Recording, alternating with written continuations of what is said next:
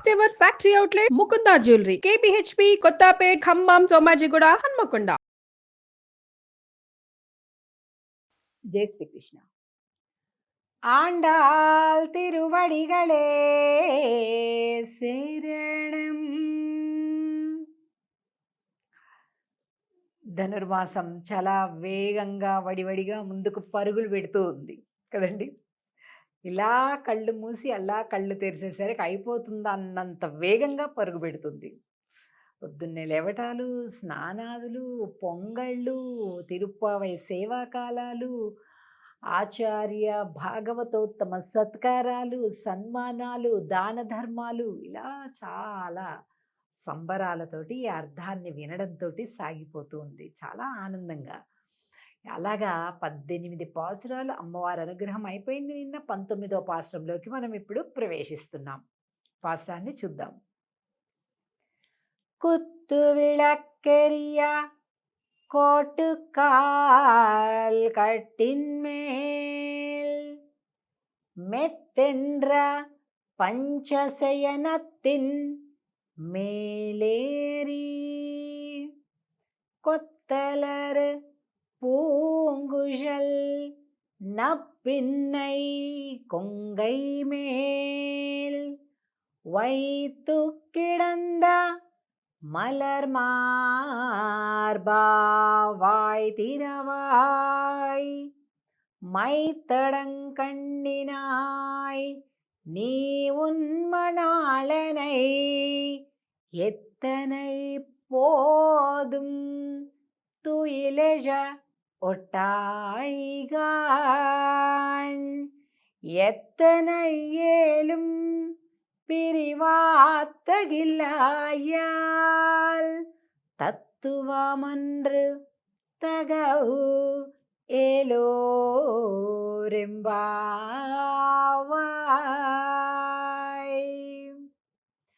ఈరోజు పాశురంలో లోపల పరుండి ఉన్నటువంటి అమ్మా స్వామి చేత్తి అంటారండి. ఎప్పుడైనా భార్యాభర్తలు ఇద్దరు కలిపి ఉండడాన్ని చేత్తి అంటారు.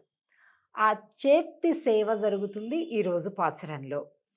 చాలా అద్భుతంగా, ఏమ్మా ఆయన వస్తాను అంటే నువ్వే ఆపుతున్నట్టుగా కనిపిస్తుంది మాకు, ఇది నీ స్వరూపమా, ఇది నీ స్వభావమా అని అమ్మవారిని ప్రశ్నిస్తున్నారు.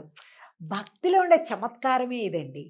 అడుక్కోవటం ఉండదు. ఊరికే నాకు అది ఇవ్వు, నాకు ఇది ఇవ్వు అనుకుంటూ పొద్దస్తూ మాను ఏడుపు కథలు చెబుతూ బిచ్చగాళ్లలాగా భగవంతుడిని అడుక్కోవటం కాదు.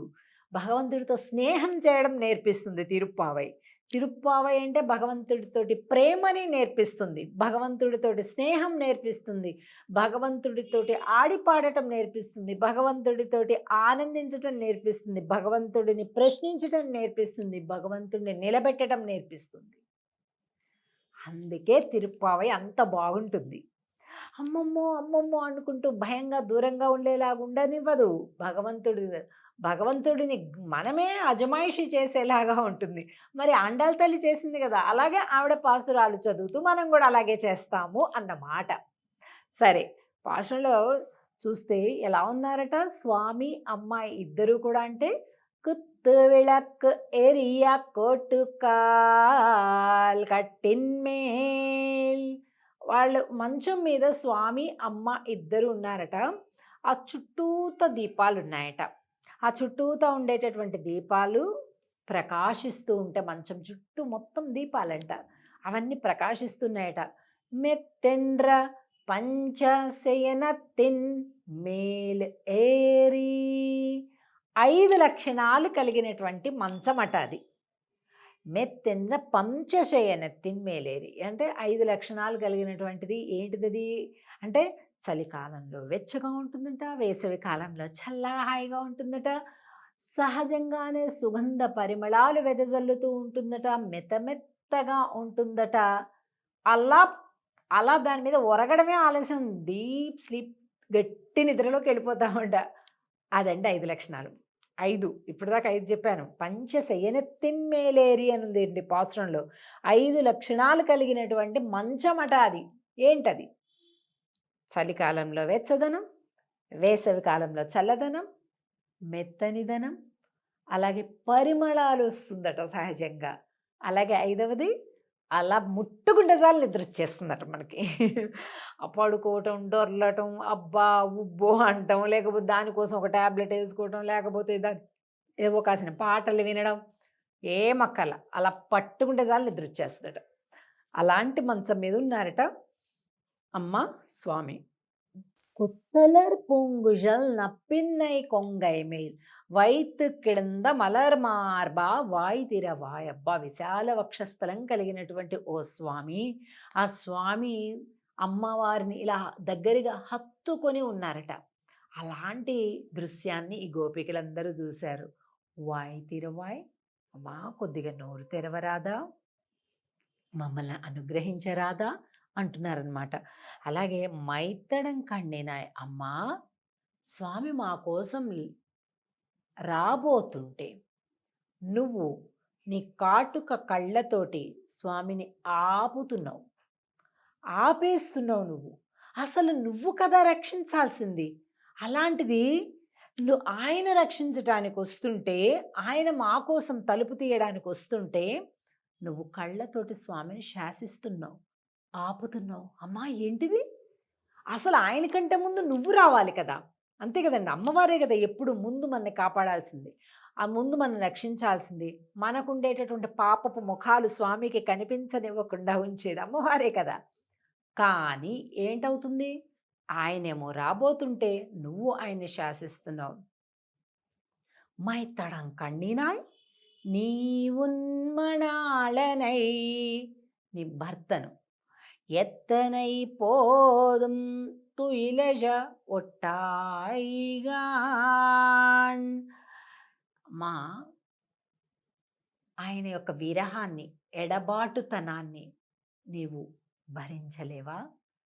బిడ్డలం మేము కూడా అందరం కలిపి ఉంటే కదా కుటుంబం, అంతే కదండి. కేవలం భార్యాభర్తలు ఏం బాగుంటుందండి, పిల్లలతోటి బాగుంటుంది. పిల్లలతో కలిపి ఆలు మగలు ఉంటే అప్పుడు అది ఆనందం. మేమందరం బిడ్డలేం కదా, ఎందుకమ్మా మమ్మల్ని వేరు చేస్తున్నావు అని అంటూ మమ్మల్ని కలవటానికి స్వామి వస్తుంటే ఆపేస్తున్నావు నువ్వు అని అంటూ, ఎత్తనై పోదుం తుయిలజ ఒట్టాయిగాన్ ఎత్తన ఏలుం పిరివాత్తగిల్లాయాల్ తత్తువమன்று తగవు ఎండ్రు ఏలోరెంబావాయ్. అసలు అమ్మవారికే ఇంకొక పేరేంటి, పురుషకార స్వరూపిణి అని పేరు. అమ్మ నువ్వు కదా, పురుషకారము అంటే ఏంటి, కారాలు ముప్పులు కాదండి. పురుషకారము అంటే స్వామిని పరిపూర్ణమైన పురుషుడుగా చేయునది అని అర్థం, పరిపూర్ణ పురుషుడు. సో అలాంటి పరిపూర్ణ పురుషుడుగా చేయడం అంటే ఏంటి, రావడం అంటే బిడ్డలు తన దగ్గరికి రావడం, తను బిడ్డల దగ్గరికి రావడం అది. కానీ అసలు నీ స్వరూపం అది, కానీ అలా చేయడం లేదే.